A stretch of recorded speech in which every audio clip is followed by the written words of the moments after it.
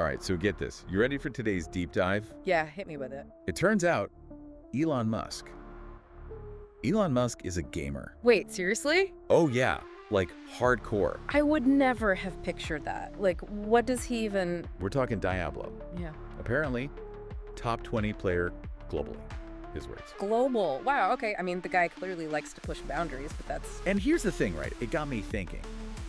Because it came up on, it was that Joe Rogan podcast. Right. And they were talking about it, and the way Elon was describing it, it wasn't just like zoning out, you know? Yeah, no, I get you. Lots of people use games to unwind, but... It was more like this whole other thing. Like, it made me wonder if maybe we've been thinking about gaming all wrong.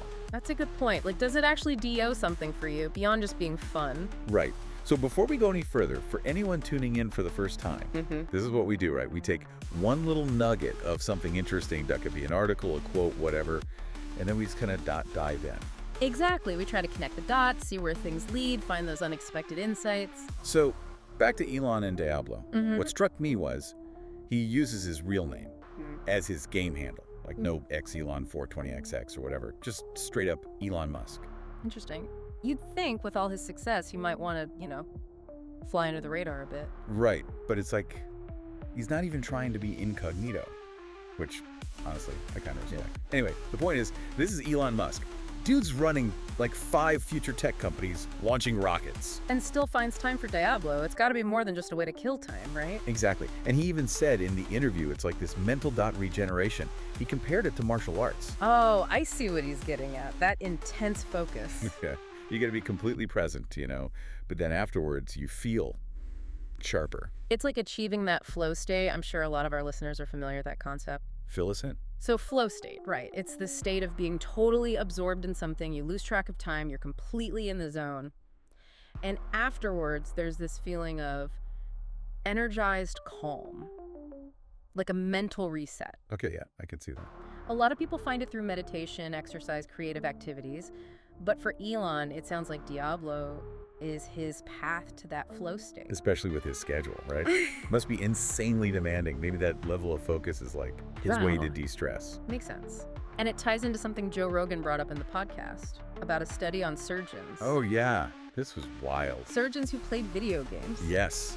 And get this, they made something like 32% fewer errors during surgery. Whoa. Yeah, 24% faster. And their overall performance was like 26% better. Now, those are some stats. Though it's important to be careful about jumping to conclusions, right? Correlation doesn't automatically equal causation. Right. Just because someone's a good gamer and a good surgeon doesn't mean one caused the other. Sure.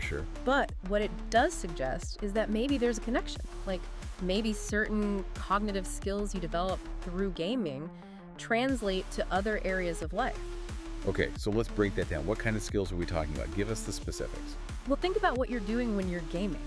You're making decisions, sometimes split-second decisions, under pressure.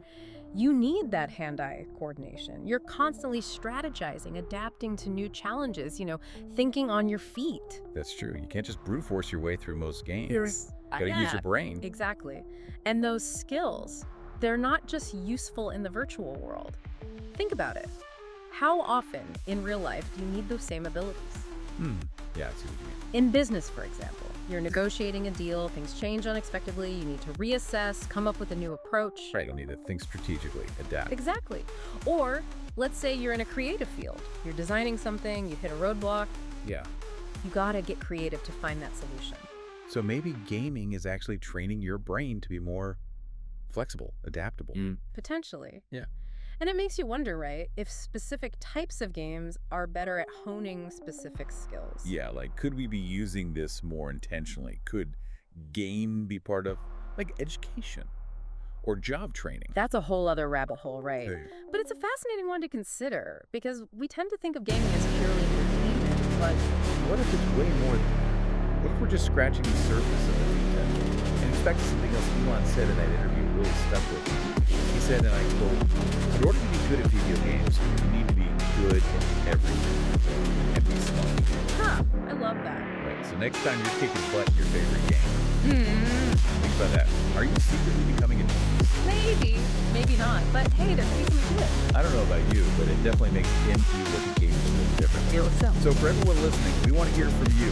Have you ever noticed your gaming skills helping you out in real life? Let us know.